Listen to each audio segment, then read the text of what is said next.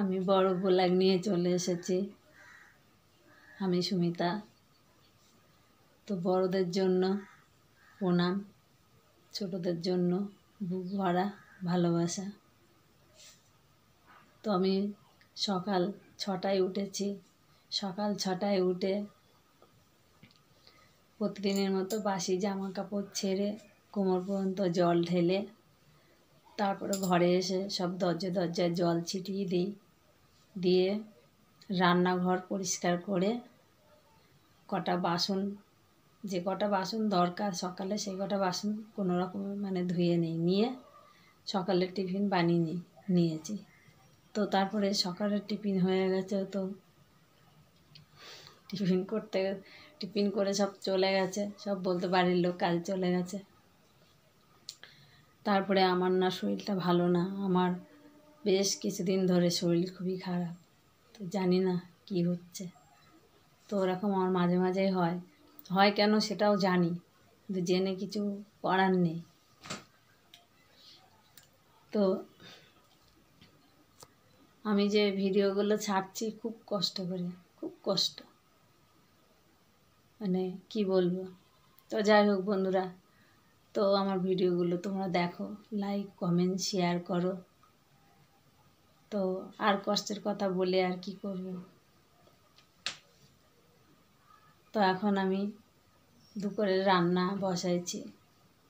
তো আমার এখনও ঘরের কাজ কমপ্লিট হয়নি, ঘরের কাজ পড়ে আছে।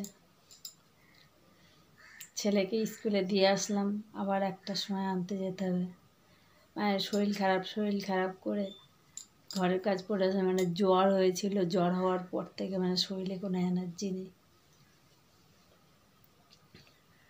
তো দেখো আমি দেখাচ্ছি, আমারও হাসি পাচ্ছে। এখন কত বেলা হয়ে গেছে, আমার গলায় দেখো সুর বেরোচ্ছে না।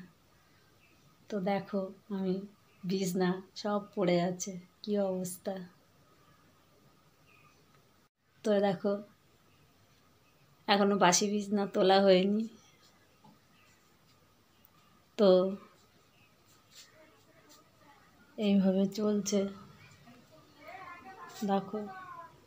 কিন্তু আমি এই যে রান্না বসাইছি, কেন অনেক বেলা হয়ে গেছে। তো ভাত বসাইছি, দেখি আর কি রান্না করা যায়।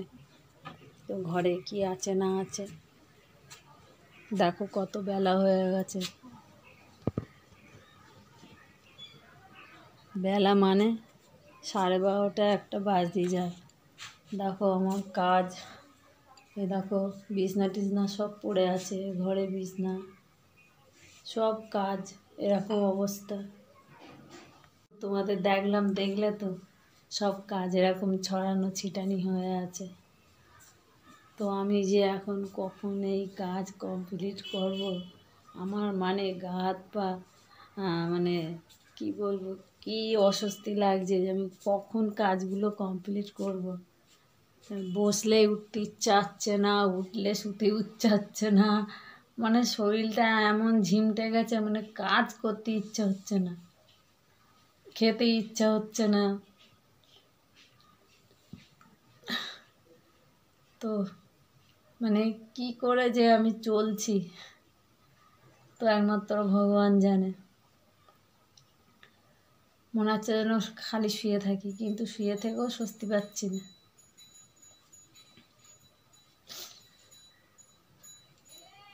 তো যাই হোক বন্ধুরা, তোমাদের সামনে এসেছি। তো আমার ভিডিওগুলো তোমরা একটু ফলো করো, লাইক কমেন্ট শেয়ার একটু বেশি বেশি করে করো। আমার সত্যি কথা বলতে, আমার যে তোমাদের সামনে যে আসা, একটা স্বপ্ন নিয়ে এসেছি। তো কি বলবো, অনেক কষ্টেতে তোমাদের সামনে আসা। দেখো আমি ধেই ধেই করে নাচতেছি, তো গান করছি, আমার অনেকে অনেক কিছু বলছে, ঠিক আছে। ওই জন্য আমি একটা যেন পাগল হয়ে গেছি যে আমি কিসের জন্য কি করছি, সবাই যদি জানতো তাহলে তো হয়েই যেত। তো আমার সংসার, আমাকেই তো বুঝতে হবে। তো এরকমভাবে চলছে। আর পুজো তো এসে গেছে, তো মন মেজাজ সত্যি একদম ভালো নেই। তো এই বর্ষার টাইমটাই বেশি সমস্যা, আর আমাদের দিন আনা দিন খাওয়া, তো আর কি করা যাবে। তো এরকমভাবে চলতে হবে।